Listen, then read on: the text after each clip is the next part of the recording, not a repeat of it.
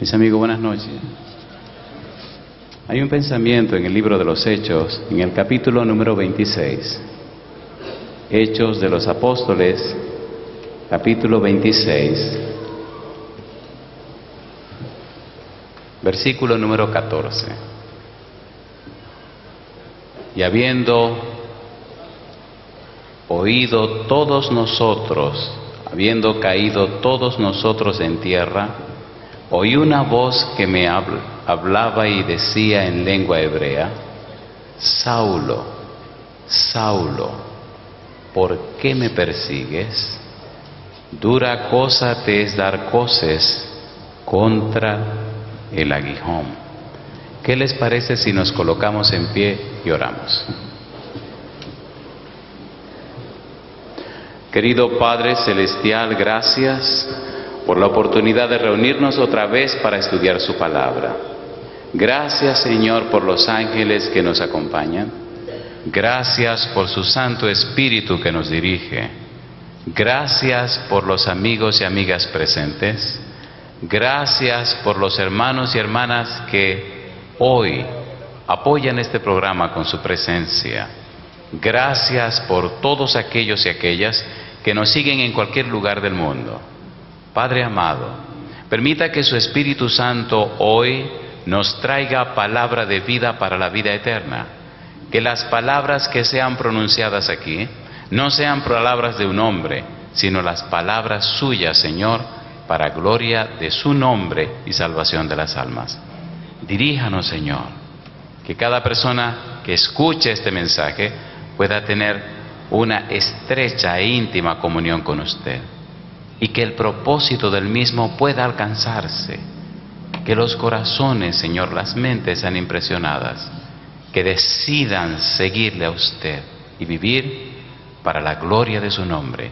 Es nuestro anhelo y oración, y lo pedimos en el nombre de Jesús.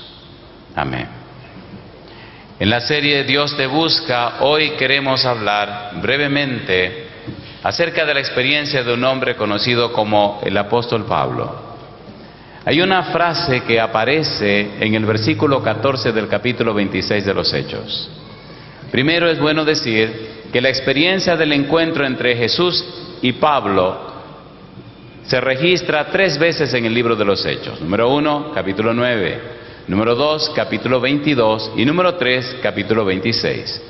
Si usted se detiene y compara cada uno de los relatos, descubre que hay detalles que se van sumando. Y es interesante ver cómo el apóstol Pablo, en circunstancias distintas, refiere esa historia. Y es bueno ver cómo el autor del libro de los Hechos, Lucas, presenta todo el acontecer de la experiencia de Pablo. Y es bueno entender por qué en el encuentro entre Jesús y Pablo, el Señor Jesús decide usar una frase que no es judía, que no es hebrea, que la usaron en Tarso, donde Pablo estudió su primer doctorado en filosofía, y le plantea a Pablo un pensamiento que no es de la lengua hebrea. Y llama la atención de Pablo en el encuentro que tiene con él. El apóstol Pablo, relatando su experiencia, dice que él iba para Damasco con cartas para tomar preso a los cristianos. A unos los encarcelaba, e inclusive él refiere: hasta llegué a apoyar la muerte de algunos. Y ya conocemos la experiencia de Esteban en Hechos capítulo número 7. Ahora, rumbo a Damasco, se encuentra con Jesús. Y en la conversación entre Pablo y Jesús define, número 1, la visión de Pablo. Y también define la misión de Pablo. Porque cuando un hombre o una mujer tiene una clara visión de Dios, tiene entonces una definida misión que cumplir. El Señor no habla de posibilidades, no habla de probabilidades. El Señor ni siquiera habla de algo confuso o que no esté claro. Cuando Dios llama a un hombre o a una mujer, le dice exactamente y específicamente lo que quiere que haga. Y allí la importancia del capítulo 1 del libro de Efesios, donde el apóstol Pablo ora para que la persona tenga sabiduría en el conocimiento de la revelación de Dios, para que la persona conozca a su Dios y sepa qué es lo que su Dios quiere con su vida.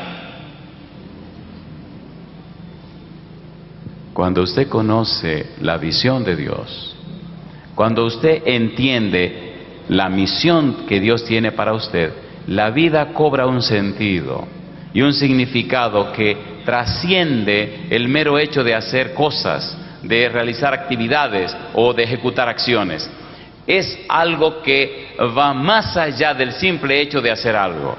La vida del apóstol Pablo nos enseña y nos muestra cómo un ser humano, una persona, un erudito, un conocedor, un doctor de la ley, un doctor en filosofía, una persona preparada, tan preparada que no escribió todo lo que pudo haber escrito, tan preparada que es el mayor escritor de los libros del Nuevo Testamento, tan preparada que es el que explica y define la doctrina y las enseñanzas del Señor Jesús, tan preparado que es el que le da un cierto sentido con su teología al Nuevo Testamento. Pablo, el apóstol, Pablo, el escritor, Pablo, el teólogo, y hoy día muchos se enloquecen con tanta sabiduría de Pablo, y sin embargo el apóstol Pablo expresa que tiene que darle leche y no vianda porque no son capaces de llevarlo todavía.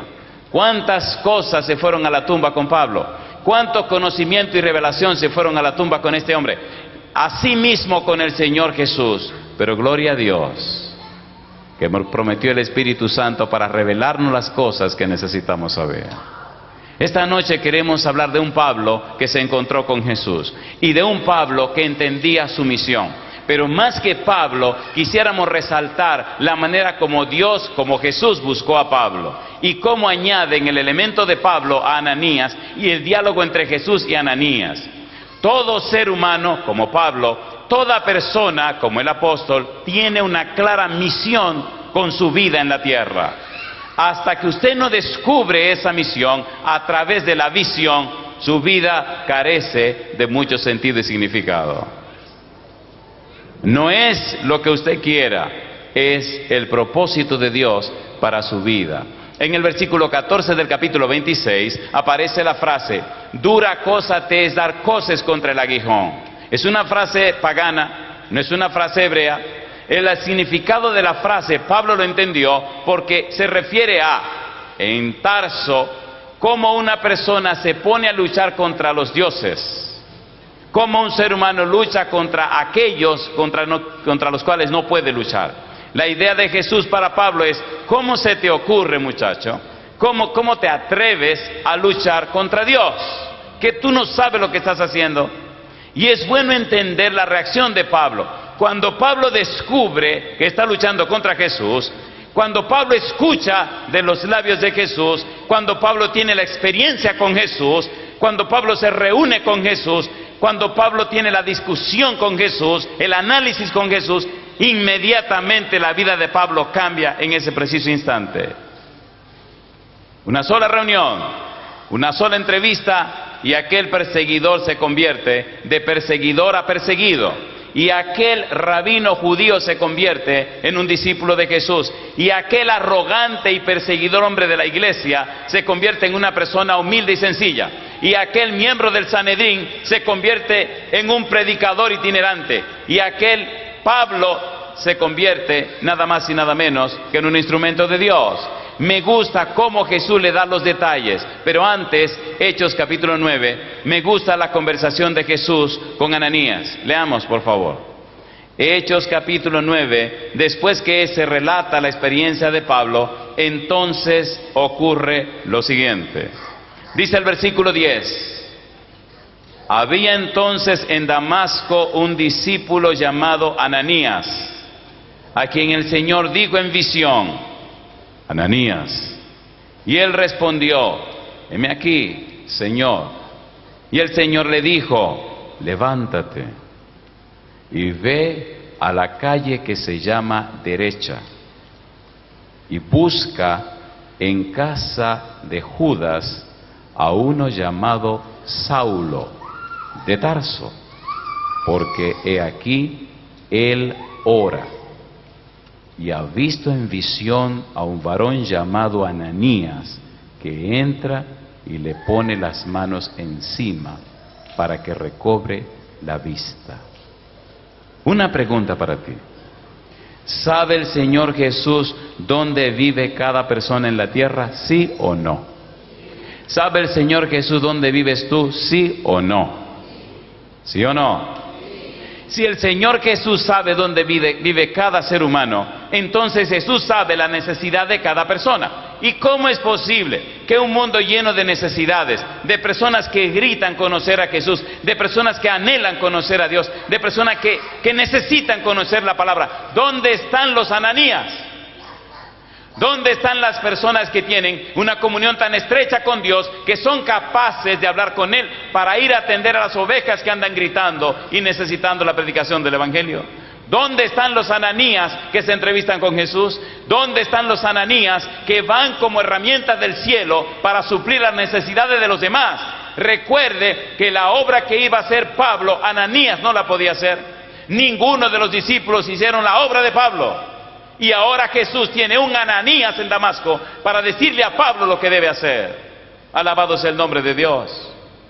Qué honor tan grande para Ananías. Primero viene Jesús y habla con Pablo y le dice: se te dirá lo que debes hacer. Y ahora viene Jesús a la casa de Ananías. No envió un ángel, vino personalmente.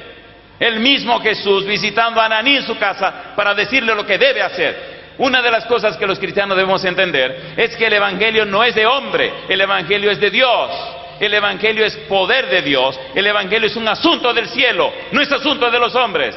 Los más empeñados en el Evangelio son el Padre, el Hijo y el Espíritu Santo y los ángeles del cielo. Este asunto no es de nosotros, es de Dios. El Evangelio no depende de los hombres, el éxito del Evangelio depende de Dios, pero necesita de los hombres. ¿Dónde están los Ananías? ¿Cuántos hogares en la ciudad de Santa Fe no están necesitando que se le predique el Evangelio? ¿Dónde están los Ananías para que vayan a la casa derecha, a la casa de Judas, a tocar la puerta y decirle: aquí me mandó el Señor a decirte que camine a la reunión? ¿Dónde están los Ananías? ¿Dónde están los Ananías? Ananías se asustó. Me imagino a Ananías pensando: ay, ay, ay, van a engañar al Señor. El Señor no sabe que me está mandando para la boca del lobo. ¿Sabía Ananías quién era Saulo de Tarso? ¿Sí o no? ¿Sí o no? ¿Sabía Ananías que Saulo de Tarso venía para Damasco a arrancarle la cabeza a los cristianos? Y ahora se le ocurre al Señor decirle que vaya a esa casa para que se encuentre con Saulo de Tarso. ¿Qué significa eso?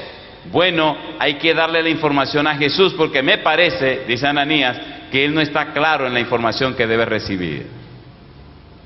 Mire usted lo que le dice Ananías, capítulo 9, versículo 13. Entonces, ¿qué cosa? Ananías respondió: Señor, he oído de muchos acerca de este hombre, cuántos males ha hecho a tus santos en Jerusalén, y aún aquí tiene autoridad de los principales sacerdotes para prender a todos los que invocan tu nombre. El Señor le dijo: ve, porque, ¿qué cosa? Instrumento escogido me es este para llevar mi nombre en presencia de los gentiles y de reyes y de los hijos de Israel, porque yo le mostraré cuánto le es necesario padecer por mi nombre. Mi pregunta: ¿sabía Jesús quién era Pablo? Sí, por eso le dijo: ¿por qué me persigues? Mi pregunta: ¿entendía Jesús lo que estaba pasando? Sí. Mi pregunta: ¿estaba Jesús escogiendo a Pablo? Sí. ¿Conocía Jesús las intenciones de Pablo? Sí. ¿Los motivos de Pablo? Sí. El apóstol Pablo pensaba que estaba persiguiendo a personas que eran enemigas de Dios.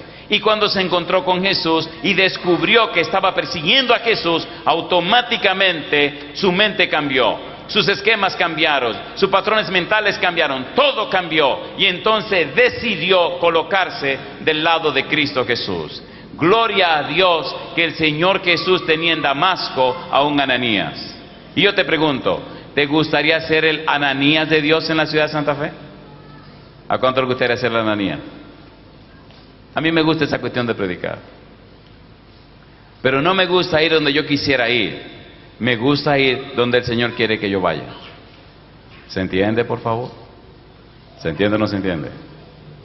¿Sí o no? Y estamos aquí porque Él quiso que estuviéramos aquí. A veces a la oficina llegan algunas llamadas y la persona que está del otro lado dice: Pastor Portes, digo, para servirle, mire, le llamamos de cualquier lugar, queremos una campaña y queremos armarla, tenemos tanto dinero y podemos hacer tal cosa, tal cosa, tal cosa. Le digo, le felicito por el dinero que tiene, queremos que usted venga. Le dije, ¿cómo no? Vamos a orar. No, ya nosotros estamos orando. Bueno, pues sigan orando. Bueno, ¿y hasta cuándo tenemos que orar? Hasta que el Señor se le ocurra decir si voy o no voy. No, pero entonces denos una fecha definida. Digo, yo no voy a jugar a ser Dios. No, pero es que necesitamos una fecha. Digo, pongan la fecha que ustedes quieran, pero yo no le garantizo que voy a estar en esa fecha. Yo le hago una pregunta, ¿esto es del Señor o es de nosotros? A ver, ¿de quién es este negocio? Del Señor. Y Él sabe cuándo deben ser las cosas, cómo deben ser las cosas, dónde deben ser las cosas, ¿sí o no? Tenga cuidado de jugar a ser Dios. Dios está al timón de su obra. Dios sabe lo que se debe hacer. Él sabe cuándo se debe hacer. Ahora, dice Dios, necesito un paladín. Necesito un tipo tan preparado y con tanta energía que empieza a removerlo todo. ¿Y en quién pensó? En Saulo de Tarso, en Pablo. Pero tiene un Ananías para que vaya y hable con Saulo y sea el instrumento de Jesús en el cambio de la vida de Saulo. Esta noche quiero hacer énfasis específicamente en los detalles que Jesús le da a Saulo y compararlo con los detalles que Jesús da acerca de su propia vida. Recuerde que la misión que Juan inició es la misma misión que siguió Jesús, es la misma misión que siguieron los apóstoles y es la misma misión que siguió Pablo y es la misma misión que debe seguir usted y debo seguir yo. Presentar el Evangelio con el poder del Espíritu Santo, pero un Evangelio que cambia y transforma la vida de la gente. Un evangelio basado no en argumentos, sino en el poder de Dios que hace posible que la gente tenga una nueva oportunidad. Por ejemplo, capítulo 26, mire los detalles. El Señor Jesús, hablando con Saulo, le da los detalles de lo que Él quiere, le define la misión y le declara en detalles cuál será el propósito de su llamado. Capítulo 26, versículo número 16, le dice el Señor Jesús: pero levántate y ponte sobre tus pies, porque para esto he aparecido a ti, para ponerte por ministro. ¿Y qué más dice? Y testigo de las cosas que has visto y de aquellas en que me apareceré a ti, librándote de tu pueblo y de los gentiles a quienes ahora te envío. No sé si recuerdan la idea de Pempo y Apostelo. Te envío, Pempo, me entrevisto contigo, Pempo, te hablo a ti, Pempo, tenemos un diálogo, Pempo, analizamos la situación. Luego, entonces, sales de mi presencia con una visión clara, con los detalles de la misión, y sale a cumplir una misión. Yo te envío, no te envía un hombre, te envío yo. No te envía una persona, te envío yo. La autoridad de tu predicación sale de mí.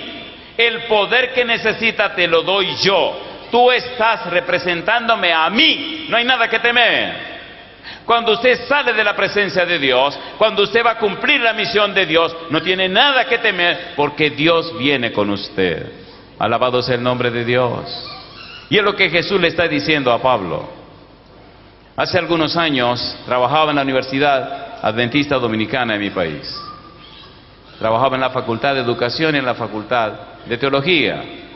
Ahí pasamos 5 años enseñando. Pero mi corazón no era para estar en un aula de clase. Había pasado toda mi vida enseñando. Yo quería ser un pastor de iglesia, un simple pastor de iglesia, un sencillo pastor de iglesia, un predicador del Evangelio. Y el rector de la universidad me decía que no. Un día llegó a la universidad el presidente de la Unión.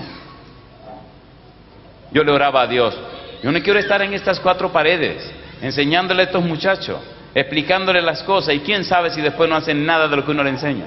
Afuera hay un mundo que se pierde, personas que no saben del Evangelio y otros que no tienen ni el interés ni el espíritu de ir a hablarle. Yo quiero salir de aquí. Ese día había una junta de gobierno de fin de año Este presidente de Unión ya descansa en la paz del Señor. Y después de comer se sentó en las gradas de la cancha que había ahí frente a los edificios. Cuando voy cruzando, iba para la biblioteca, dije, esta es mi oportunidad. Y voy y le digo, Pastor Félix Río, necesito hablar con usted. Oh, sí, cómo no, profesor, siéntese aquí. Le dije, mire, yo tengo aquí trabajando 5 años. Me aprobaron esto, me aprobaron aquello, pero mi interés no es esa cuestión de que me estén aprobando cosas. Yo quiero ser un pastor de iglesia. Yo quiero salir al campo, estar con los hermanos en las iglesias. Yo quiero salir a predicar el evangelio. Pero entonces el rector fulano de tal dice que no, que no, que no. Entonces dice, pero es que hay muy buen testimonio de usted, le está yendo muy bien en sus clases, mire, se aprobó. Digo, no, a mí no me interesa nada de eso, las almas se están perdiendo, denme una oportunidad de salir afuera, yo quiero ser un pastor.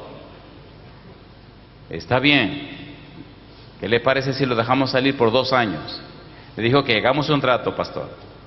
Yo salgo por 2 años y después de los 2 años, entonces estudiamos el caso otra vez. Muy bien, va saliendo el rector de la universidad y lo llamo. Y entonces le dice el presidente de la Unión, fulano, tiene que dejarlo salir a vivir su experiencia ministerial. Y entonces le dice el rector de la universidad, no, que yo no lo puedo dejar salir.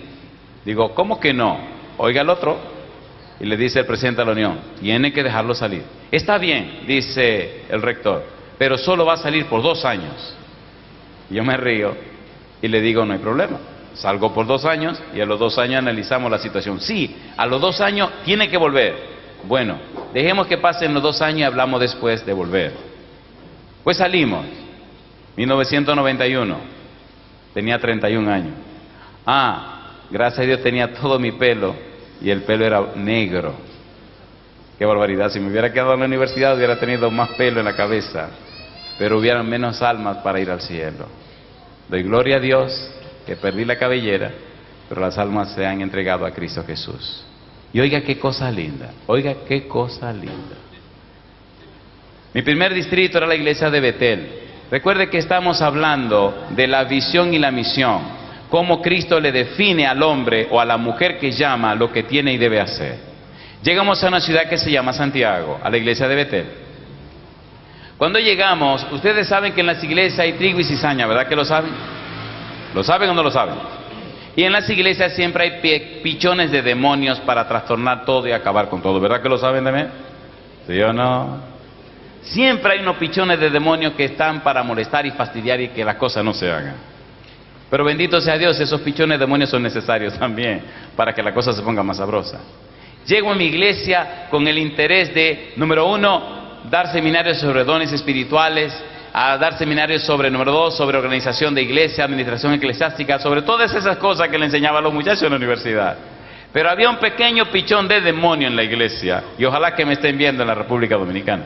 Y este pichón de demonio se propuso acabar con mi ministerio antes de comenzar.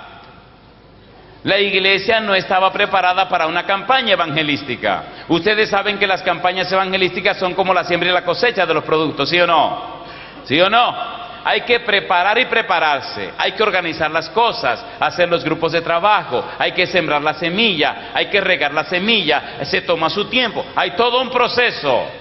Y este pichón de demonio se propuso armar una campaña, inmediatamente llegar a la iglesia para que los resultados fueran negativos y entonces decir, este no sirve para el evangelio. ¿Ustedes me están entendiendo? ¿Se entiende o no se entiende? Compadre, me puse nervioso.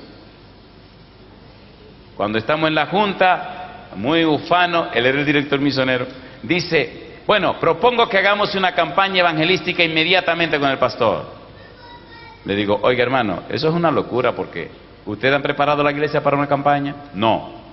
¿Tienen por lo menos 100 personas recibiendo estudio bíblico? No. ¿Tienen candidatos para bautismo? No. Entonces, una locura, ¿qué es lo que usted está diciendo? Uy, siguió asusando el asunto y los hermanitos contentos. Sí, llegó el profesor, sí. ¿Y qué da campaña y qué hace evangelismo? ¿Y votaron que sí? Digo, pero mira qué barbaridad. Hoy el asunto le llevaron a la conferencia. Uy, la conferencia aprobó dar un dinerazo, un dinero para la campaña. Y el tipo se la estaba gozando y estaba montando todo en la nada. Me puse nervioso, me asusté. Y dije, pero Dios mío, que esta gente no ven que las campañas no son una locura, eso tiene que prepararse bien. Estaba tan nervioso, tan tenso que no podía dormir. Porque las cosas se hacen y hay que hacerlas. Se nombraron las comisiones, se nombró todo. Le dije, ok, denme una lista de personas que están recibiendo estudios bíblicos. No hay lista. Denme los nombres de las personas que están dando estudios bíblicos. No hay nombres. E insistían en la campaña. Una noche, el fin de semana debía comenzar la campaña, ya no aguantaba, no podía dormir. Me levanté y me arrodillé y le dije a mi Señor llorando, Señor, esto no puede ser, esto es una locura. Señor, pero ¿cómo usted está permitiendo esta situación? Y ansioso y desesperado y asustado, le dije, Dios mío, yo necesito que hablemos esta noche, pero eso es ya. Y seguí orando y seguí rogando, y del cansancio o no sé, me acosté y me dormí. Qué cosa rica. ¿Está interesado Jesús en su iglesia, sí o no? ¿Sí o no? ¿Está Cristo pendiente de sus hijos, sí o no? ¿Saben cuál es nuestro peor problema, nuestro mayor problema? Que creemos en Cristo, pero no le creemos a Cristo. ¿Sí o no? Para usted creer en alguien, tiene primero que creerle a ese alguien. Tiene que conocerlo.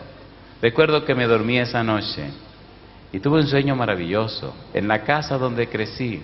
La casa donde crecí está detrás de la casa de una señora que era bruja, según decían los vecinos. Y contaban experiencias espantosas de aquella mujer. Tenía una sola pierna, usaba muletas, y tenía un solo diente en toda la boca. Mire si el cuadro era tétrico y terrible. La señora tenía detalles tan interesantes, que en el patio de su casa tenía árboles de frutales de diferentes frutas, y cuando ella salía y volvía, ella sabía quién entró al patio y quién tomó fruta y de dónde la tomó. Y yo era el que vivía del otro lado, era un vecino, y no había ningún tipo de empalizada entre una casa y la otra. Así que había una mata de limoncillos. ¿Saben lo que son limoncillos? Bueno, son una frutita chiquita que usted le quita la cáscara y tienen una bolita por dentro y son bien dulces. No se preocupe, no ha perdido ninguna cosa. Y había muchas avispas. ¿Sabe lo que son avispas? Siempre pasaba a la mata de limoncillo, tumbaba los limoncillos que me daba mi deseo, me lo comía, hacía un hoyo en el patio y echaba la basura y la cubría. ¿Qué ustedes creen? Cuando la viejita llegaba, Filomena se llamaba, le decían Filó. Cuando llegaba Filomena con su muletita, iba y se paraba exactamente donde yo enterré la basura. Y con la muleta hacía ra, ra, ra, ra, y destapaba. Y entonces me llamaba, Andresito, y yo salía. Y me decía, esa limoncilla, porque ella era del vecino país de Haití, esa limoncilla está verde, esa limoncilla te puede hacer daño. Y yo venía y le decía a ella, ¿y quién le dijo a usted que yo estaba comiendo limoncillo? Y decía, aquí está la basura, esa limoncilla está verde, tú tienes que dejar que la limoncilla se madure. Y entonces le decía, Filo, pero dígame una cosa, ¿y quién le dice a usted que yo me comí el limoncillo y enterré la basura ahí? Y me decía, yo siempre sé lo que pasa en mi casa. Una pregunta, ¿le habla el diablo a su gente? ¿Sí o no? Entonces, ¿no puede que eso hablar a su gente?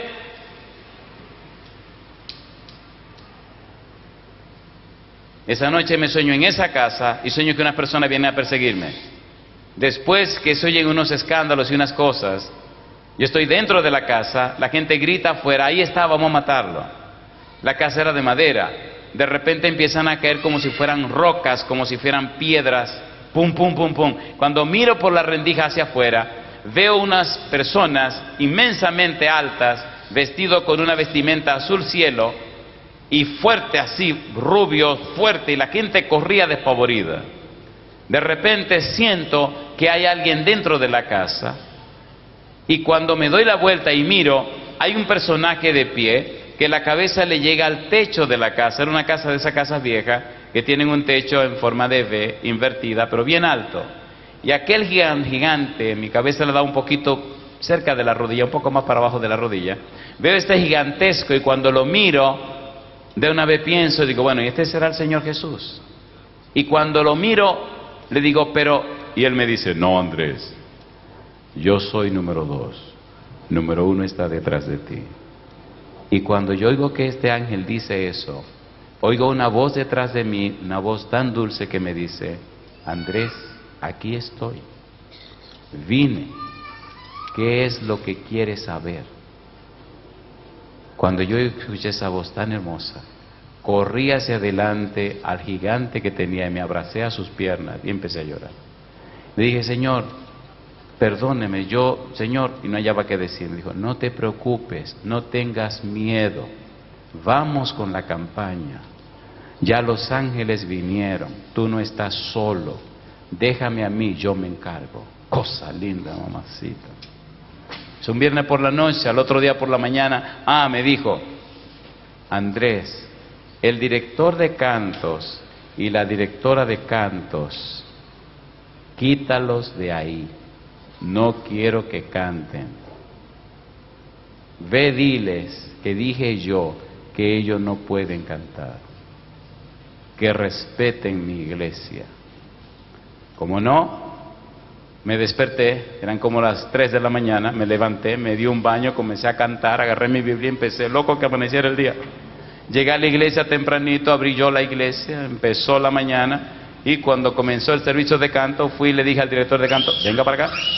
Y fui y le dije a la otra jovencita, venga para acá. Lo llevé a la oficina pastoral y le dije, yo no sé qué diablura es la que ustedes están haciendo, pero una cosa le digo a los dos, se me callan la boca y se me sientan ahí. Anoche el Señor me dijo que ustedes no pueden estar cantando aquí, que respeten la iglesia, y empezaron a llorar. Y empezaron a llorar. Digo, así que siéntense. Se sentaron. Esa noche empezaba la campaña. El pichón del demonio, ¿se acuerdan? El pichón del demonio tenía todo armado. Lo que no sabía es que el Señor había enviado a los ángeles para trabajar en la campaña. Escuche por favor. Empezamos esa noche la campaña. ¿Sabe lo que ocurrió? Que todo el mundo se animó a buscar gentes, amigos, familiares. Una cosa increíble. Se llenó tanto la iglesia que corriendo hubo que hacer un circuito cerrado para que los hermanos vieran la campaña abajo. Arriba la iglesia llena. Abajo, el salón de abajo, el primer piso, el sótano, lleno con los hermanos. Y comenzamos la campaña. La campaña era 3 semanas. Pasamos 3 semanas. Y a la tercera semana, cuando la campaña debió terminar, las personas se estaban bautizando. Le dije, bueno hermanos, hoy es la última noche. 3 semanas y aquí terminamos. Había una abogada llamada Dulce María Díaz que se levanta y dice, disculpe licenciado, pero ¿hay alguna prisa en terminar esta campaña? Porque según entiendo, aquí nadie se quiere ir. ¿Es usted que quiere terminar la campaña? Y le dije, ¿quieren que duremos 3 semanas más? 3 semanas más, fantástico. Seguimos 3 semanas más. 3 y 3 son 6. Por lo menos me lo imagino. ¿No es así? 3 semanas más. Terminamos esas 3 semanas más. Habíamos pasado 6 semanas de campaña. Cuando terminaron esas 3 semanas, y bautizando todos los fines de semana. Cuando pasó la otra 3 semanas, le dije, bueno, ahora sí vamos a terminar, porque ya van 6 semanas. Y entonces dice Dulce María, bueno, pero ¿y cuál es la prisa? Que hable otro. Y entonces se para otra persona que trabajaba en la presidencia en la capital y dice, licenciado, espérese un momento, ¿por qué usted no predica hasta que la gente quiera? Digo, ¿cómo así? Sí, ¿quién se quiere ir? Nadie. ¿Cuántos se quieren quedar? Y levantaron todos la mano. Pues siga. Digo, 3 semanas más, 3 semanas más. Seguimos 3 semanas más. ¿Cuántas semanas van? Y la iglesia llena de gente. El pichón de demonio, al finalizar la primera semana y al ver las cosas que estaban pasando, le dijo a un colega, bueno, yo mejor me voy de aquí. No sea que yo impida lo que Dios quiere hacer. Y se espantó y se fue. Jamás volvió a la iglesia. Las 9 semanas en ese solo lugar se bautizaron 134 personas y ahí abrimos 2 iglesias, la iglesia de Rafael y otra iglesia más en el ensanche Bermúdez. Pasamos entonces, al finalizar la 9 semana, pasamos a otra iglesia, la iglesia de la Caridad. En la iglesia de la Caridad solamente pudimos durar 8 semanas más. Así que 8 y 9, ¿cuántas semanas son? 17 semanas dando campaña todos los días. Y allá se abrió la iglesia de Esmirna y otra iglesia más. Y otro grupo de gente se bautizaron. Yo le pregunto, ¿estaban los ángeles ahí o no estaban ahí? ¿Estaba Jesús en eso o no estaba en eso? Entonces, ¿por qué no nos consagramos? ¿Por qué no nos conectamos con el dueño de este negocio? ¿Por qué no dejamos que él tome el control del asunto? Yo le pregunto, ¿esta semana la organizó él, sí o no? ¿Ha estado con nosotros, sí o no? ¿No le parece que es tiempo ya de que nos ajustemos y nos enfoquemos para la gloria de Dios? A ver, ¿sí o no? Me gusta Jesús porque Él no ha abandonado su obra. Me gusta Jesús porque Él no se quedó de lado. Él está en el centro de este negocio. Cuando habló con Pablo, le explicó a Pablo, le definió a Pablo, le dijo a Pablo lo que Él quería hacer. Hechos capítulo número 26. Dice el Señor Jesús, versículo número 17, librándote de tu pueblo y de los gentiles a quienes ahora te envío, para que abras sus ojos, para que se conviertan de las tinieblas a la luz y de la potestad de Satanás a Dios, para que reciban por la fe que es en mí perdón de pecados y herencia entre los santificados. Pablo, esto es lo que yo quiero que tú hagas. Y yo le pregunto a usted, ¿le gustaría saber exactamente lo que Jesús quiere que usted haga? ¿A cuánto le gustaría saber exactamente lo que Él quiere? ¿Se atreve a colocarse en pie conmigo en este momento? Qué lindo será cuando cada miembro de iglesia sepa exactamente qué es lo que Dios quiere que haga. Aquí entre nosotros hay personas que en su corazón saben que su vida cristiana no ha sido todo lo que debería ser. Aquí hay personas que tienen necesidades reales, con familiares muy cercanos, con amigos, con personas que quieren, pero que están atrapados o atrapadas por alguna situación y necesitan el poder y la gracia de Dios para que esas personas sean liberadas y libertadas. En nuestro medio hay personas que están luchando con su decisión de ser bautizados. Hay personas que tienen que resolver situaciones. Hay personas que ya tomaron su decisión, pero hay cosas que tienen que ser arregladas. Hay personas que en su corazón arde el anhelo de servir a Dios.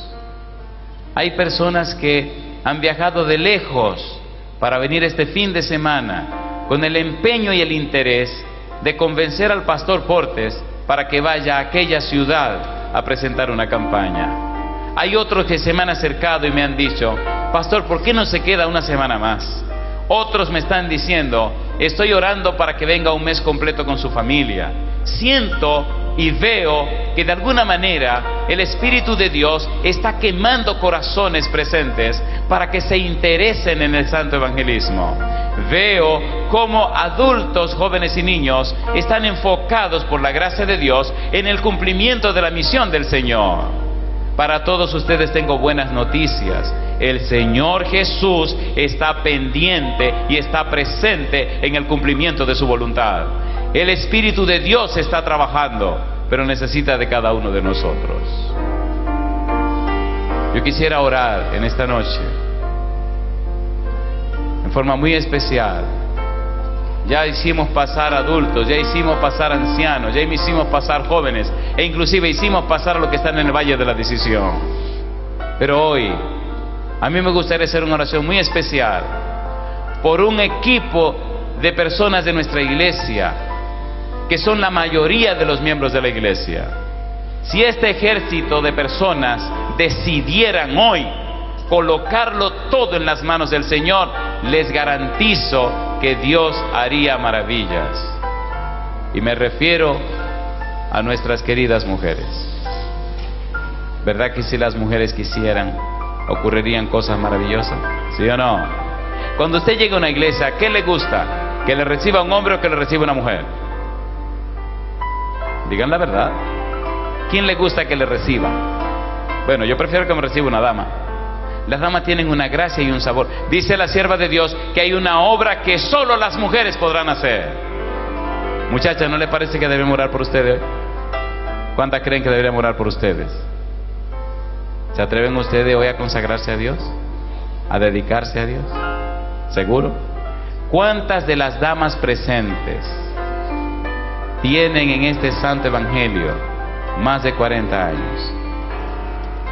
Todas las muchachas, oiga, muchas muchachas que tienen más de 40 años en este negocio. Esta noche mientras cantan, tengo entendido que nos van a cantar. Yo quisiera orar esta noche por todas las damas. ¿Pueden pasar las damas aquí al frente conmigo? Cuando me digo las damas me refiero a las mujeres, no creo que esté ofendiendo a nadie, ¿verdad que no? Vengan muchachas, solo las muchachas, vengan para acá. Si usted tiene menos de 90 años, pase al frente. Si tiene más de 95, no venga. De 90 para abajo. Las damas, vamos a orar con las damas.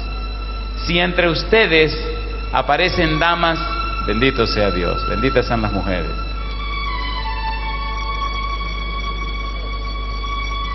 ¿Podrían acercarse un poquito más, muchachas?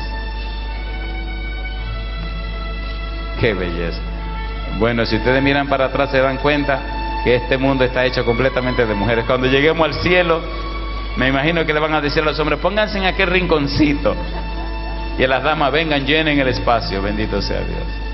¡Wow! ¿Se imaginan todas estas muchachas predicando el evangelio en Santa Fe? Pero miren qué ridículos se ven los hombres. Miren para allá, miren. 4 gatitos, diría que en mi país. Adelante.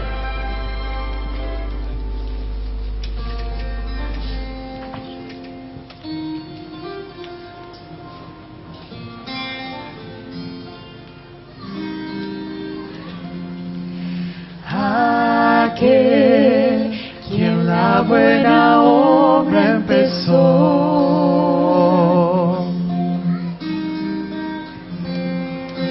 aquel quien la buena obra empezó, será fiel en completarla. Él es fiel en completarla. El que la comenzó será fiel en completarla en ti.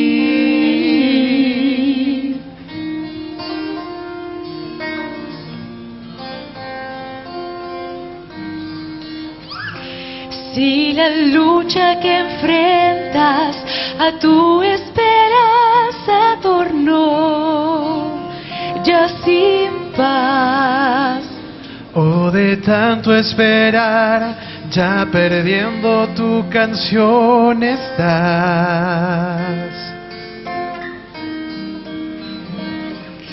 puedes creer que su mano está en ti. Seguro tú estás, nunca Él te ha de abandonar. Eres su gozo y su gran tesoro aquí.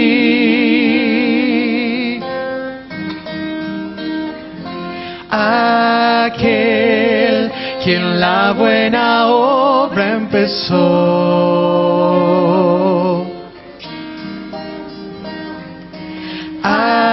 Aquel quien la buena obra empezó, será fiel en completarla. Él es fiel en completarla. El que la comenzó será fiel en completarla en ti. Aquel quien la buena obra empezó.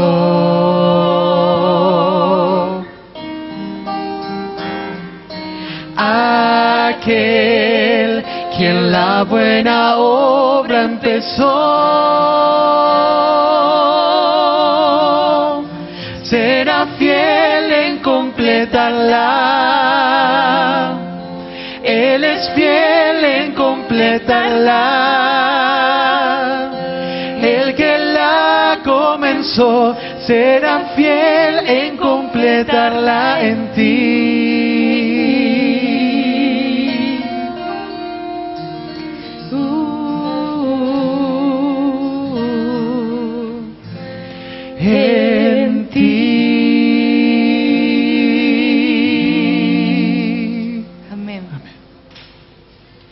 la atención la gran cantidad de jóvenes que hay en esta ciudad.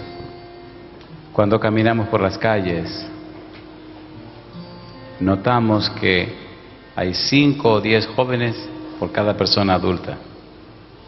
Si ustedes miran aquí a su alrededor, esta población es eminentemente juvenil. ¿Se imaginan estos jóvenes consagrados a Dios, llenos del Espíritu de Dios, la obra maravillosa que se podría hacer? Y yo les pregunto, ¿no creen ustedes, muchachas, que es tiempo de que eso se logre ya? A ver, ¿sí o no? Aquí hay varios centros de estudios universitarios. Es por cantidad que se los ve caminando por las calles. A veces están empeñados y ensimismados en sus estudios que no se dan cuenta ni quién le pasó por el lado. No son gente mala, son gente que quieren tener un futuro mejor, pero necesitan el contagio de un cristiano fiel.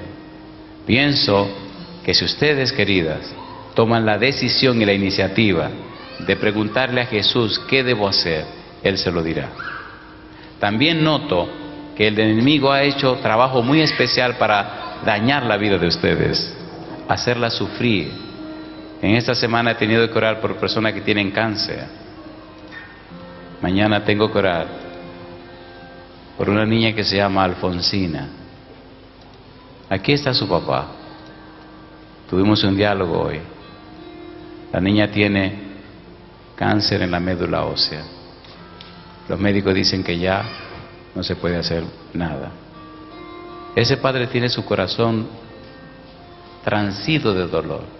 Y hoy me comunica que esta semana pasada le dijeron que su mamá tiene cáncer. ¿Se imaginan cómo estará el corazón de ese hombre?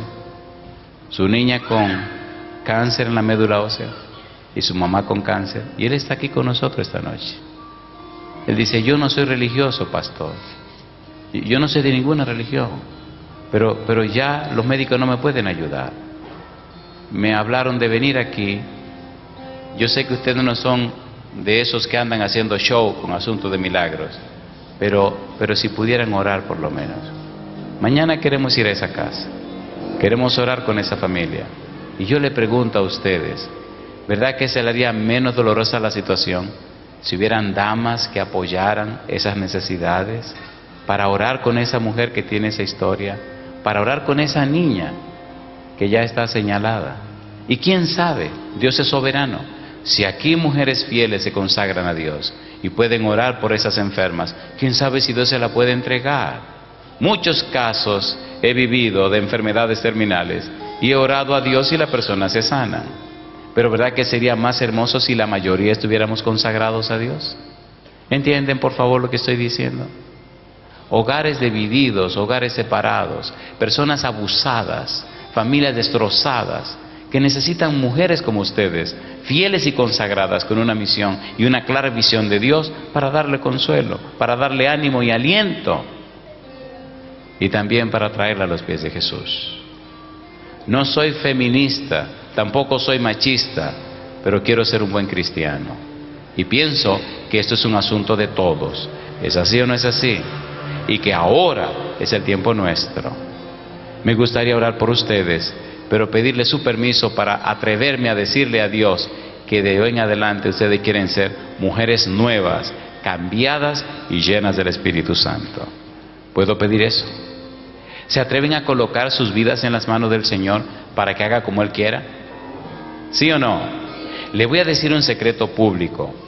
Lo que una mujer quiere, lo puede lograr el 99.99% de las veces. El 0.091% no lo logra porque no quiere. Si quisiera, entonces sería el 100%. Si ustedes quieren, sus esposos se consagrarían. Si ustedes quieren, sus hogares fueran un pedacito de cielo. Cuando una mujer clama a Dios, no hay ninguna oración que el Señor no escuche. Recuerden que a ustedes la sacaron de Adán, no de la tierra. Y recuerden que cuando Dios vino a preguntarle a Adán, primero cuestionó a Adán. Dios tiene un alto concepto de las mujeres. ¿Me permiten orar por ustedes ahora? Muchachas, ¿de verdad que se quieren consagrar? ¿Se atreven mañana que hagamos una reunión de oración con ustedes especialmente antes de la predicación de las 11? ¿Se atreven? ¿Se atreven a traer sus hijas, sus amigas, para que pidamos a Dios?